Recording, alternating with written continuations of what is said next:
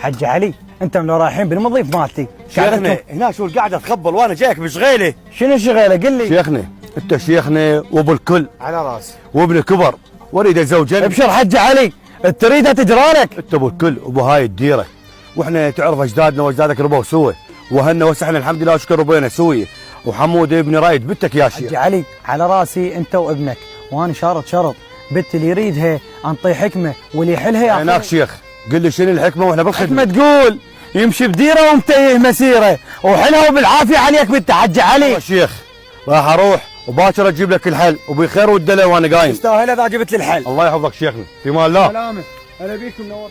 السلام عليكم.